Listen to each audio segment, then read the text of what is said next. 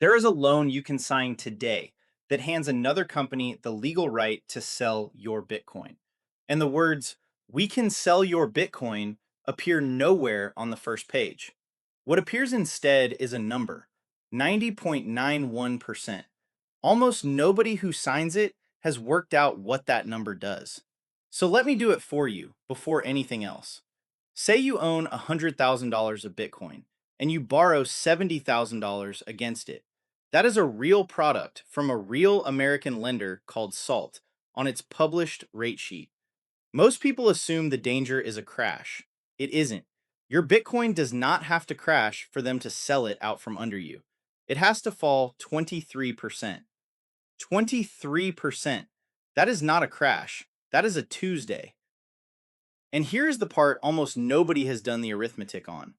27% is the average pullback Bitcoin takes during a bull market. Not a bear market, a bull market. The ordinary, healthy, everybody is happy kind of year. I will be straight with you. The sources cluster rather than agree. The honest range runs from the mid 20s to the mid 30s. Every one of them is bigger than 23. The average dip in a good year is already bigger than the drop that takes your coins. I watch a number like that on my own dashboard, and I have it set to email me the moment it moves. I will come back to that. Here is what is being sold, and I want to be fair to it because the pitch is genuinely good. You own Bitcoin. You need money.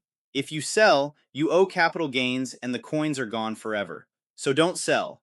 Borrow against them. You keep your Bitcoin, you get your dollars, and there is no taxable sale. That is a good pitch. It is not a lie. And the lender is not a villain. A company lending real dollars against something that can move 20% in a week is going to write a hard trigger into the contract. And I would have written the same trigger myself back when I sat in the lender's chair. It is rational. And let me kill the conspiracy version because it is not true and I do not need it. They do not keep your coins. When the trigger fires, they sell enough to pay themselves back, take their fee, and send you the rest. So here is the bet they actually win. They picked the number, they published it, they carry none of the price risk, and they get paid whether you keep the coins or not. You carry all of it. That is not villainy. That is which side of the table you are on. It is also exactly why you lose. Now I owe you something before I go further. A while back on this channel, I said out loud that if Bitcoin fell hard enough, I would borrow money to buy the dip. I have changed my mind. I would rather say that here than have somebody find the old clip. I ran the numbers I am about to show you, and I put the phone down. Here is what changed it. I spent about 20 years in lending, and before that, I sold cars. In car finance, one rule never bent. The bank uses the lower of the sale price or the appraisal. The lower one, always. I learned that from the chair, where it makes you money. Then I walked into the mortgage business in 2006. The first product they tried to teach me to sell advertised a 1% payment. The real rate was closer to 10, and the difference got quietly added to what you owed. I asked the obvious question out loud in a building where everybody was still making money. You are letting people borrow the future value of the house? A Bitcoin loan is that same trade, run backwards. In 2006, the lender lent against a number he predicted would go up. Today, the lender lends against a number he gets to define in advance and enforce without asking you. Both times, the number that decides your fate is written by somebody who is not you. That is the whole business. And remember what actually broke in 2008. Prices never had to fall. They only had to stop rising fast enough to refinance into. The ladder did not snap. It shortened, and people fell off it in the order they had stepped on. Bitcoin does not have to go to zero to take your coins. It has to do the ordinary thing it does every year. So let me walk you down the ladder, the way it is actually written. Take that $70,000 loan against $100,000 of coins. At 75%, they send a warning. At 83 and a third, a margin call. Send more money or more coins right now. At 88, a final notice. And at 90.91, they sell your Bitcoin. Not ask, sell. That last step has a name. It is called liquidation. And 90.91 is not a random number. It is the point where your coins are worth exactly 10% more than what you owe. That 10% is their cushion. It was never yours. And you do not walk down that ladder. Bitcoin walks you down it. Every rung is the price falling while your loan stays the same size. 23% to the bottom rung. 16% just to get the phone call. Now the part the brochures skip. Your loan does not sit still. It accrues interest the whole time, at 13.5% on that product. The loan grows while you wait. 6 months in, that same borrower does not need a 23% fall anymore. He needs about 18. The trigger walks toward him while he sleeps. And that is the friendly version. Coinbase offers this loan at a rate that sounds wonderful, starting around 5%, and it floats. The catch is that Coinbase is not the lender. Coinbase is the storefront. The loan runs on a piece of software, and there is no margin call, no phone call, no grace period. Coinbase says on its own page that it cannot stop the sale once the software decides. The lender has no phone number. And on that one, the drop that takes your coins is 12.8%. 12.8%. Bitcoin moved 24% in 4 days earlier this month. 12.8 is not a scenario. It is a long weekend. Let me put that in a price, because a percentage is easy to nod at and hard to feel. Bitcoin is around $77,000 as I record this. If you sign that 70% loan today, your coins get sold at about $59,400. Now hold that number and put it beside this August. On August 4th, Bitcoin traded at 62,300. His trigger is 59,400. That is a gap of under 5%. Bitcoin came within 5% of taking his coins 3 weeks before he ever signed the paper. And nobody called that a crash. Nobody called it anything. It was a slow Tuesday in August. That threshold, 59,400, I do not sit and watch a number like that by hand. My macro command center watches it and emails me. And what about the phone call? Surely they call you and you fix it. Strike is the most generous I could verify. 72 hours. Unchained and Arch give you 24. And Ledden says liquidation is automatic and cannot be stopped once it starts. This is in their own help pages. If your rescue payment is still unconfirmed when the trigger hits, they may sell your coins anyway. You can lose the Bitcoin while the wire to save it is on the way. Now, somebody is already typing the obvious answer. You can top the loan up any day you like. True, and it is the right instinct. The problem is which day you will need to. The day Bitcoin is down 20% is the day your stocks are down, and the money you would send is the money you are most afraid to spend. Margin calls do not arrive on good days. That is the design. And be clear about who this lands on. Not a trader with 9 screens. Say your roof goes. You need $40,000. You are told correctly that selling costs you a tax bill, and you have about $60,000 of Bitcoin to post. 40 against 60. That is not greed. That is what the roof cost. And that loan liquidates on a 27% fall. I read the whole set of these documents on a Saturday afternoon. My wife walked past and asked what I was doing. I told her I was reading loan agreements for fun. She said it was good that I finally had a hobby. Now, the question I asked you at the end of the last video, because a few of you went and looked. Name me a lender that will lend against Bitcoin you hold the keys to. Not coins parked at an exchange, not coins sold for dollars. Bitcoin where you still hold the keys. I went looking too.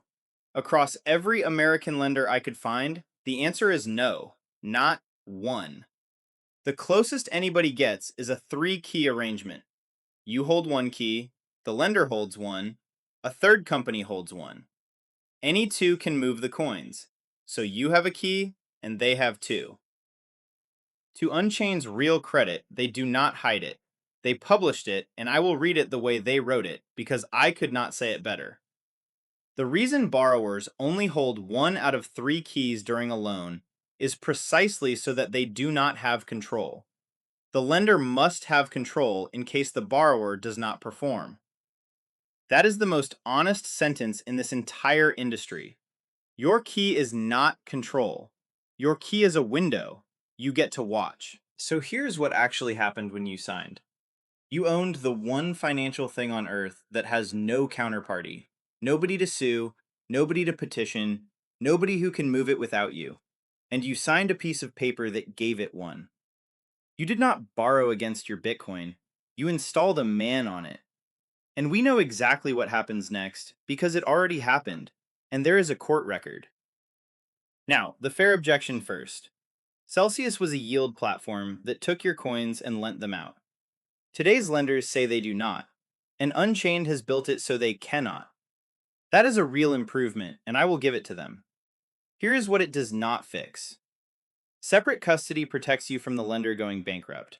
It does not protect you from the lender's margin engine. Celsius is the rare case. The trigger is the everyday case. You do not need a bankruptcy to lose the coins. You need a Tuesday. I am telling you about Celsius anyway because of one thing the court said, and it is not about custody. In 2022, Celsius went under. Most people remember the part where customers who parked coins there to earn interest lost them. A judge ruled in January of 2023 that those deposits belonged to the company, not the customer.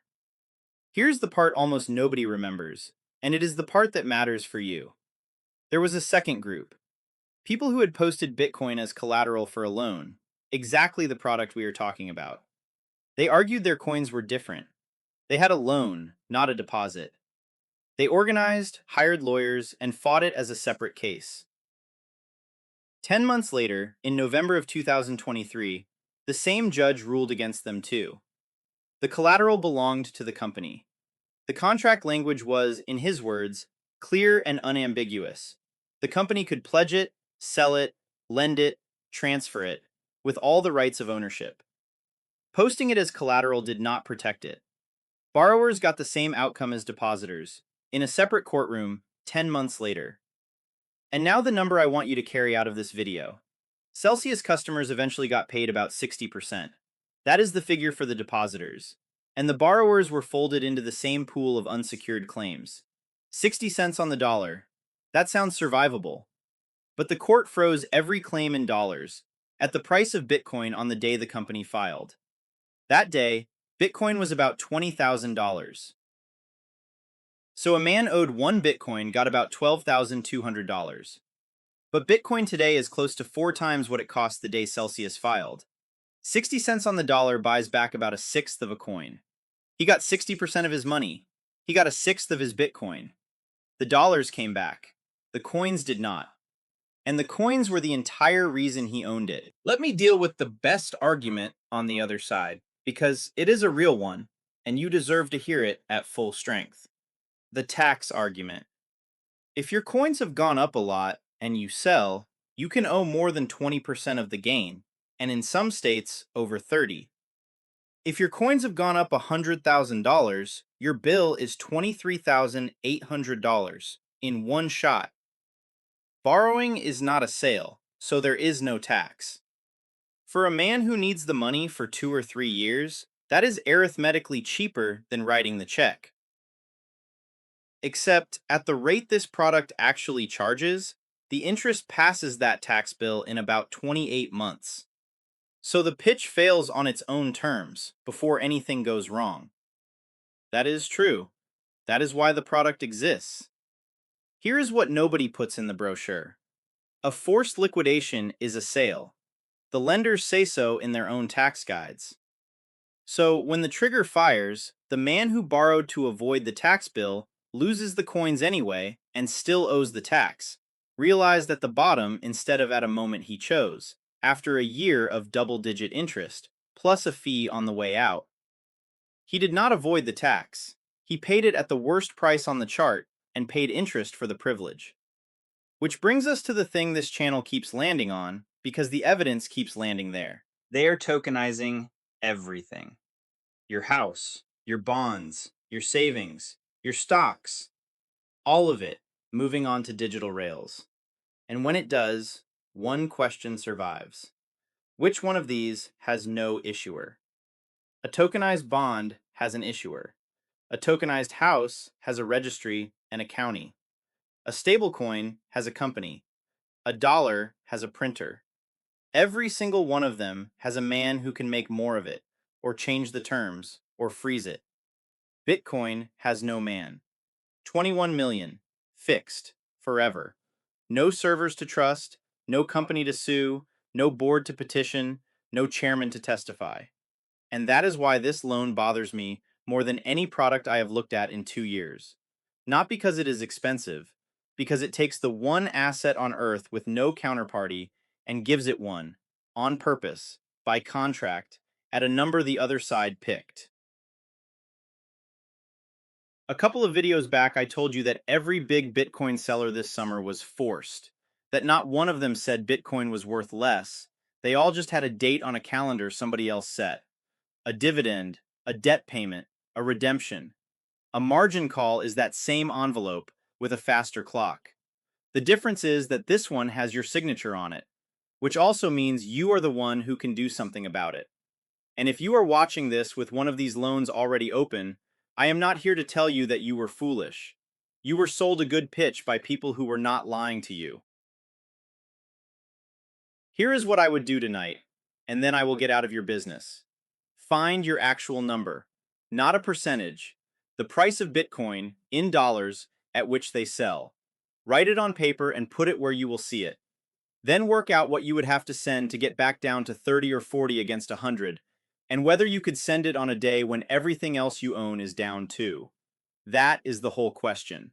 Not whether you should have done it, whether you can cure it in the week you would actually have. Two honest things, because I am not here to shove anybody through a door. The first, low leverage genuinely does work, and I am not going to pretend otherwise. Go back to the first lender, the one with the ladder. Its most conservative loan, where you borrow only $30 against $100 of coins, needs a 67% fall to take them. Bitcoin has done that.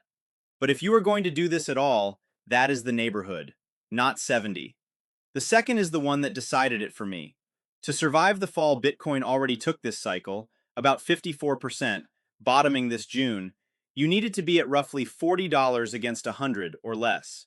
That is below the biggest loan every one of these companies wants to sell you. The headline offer is not aggressive. It is incompatible with what Bitcoin did this year. So here are the three cases, honestly, because there are no certainties, only probabilities.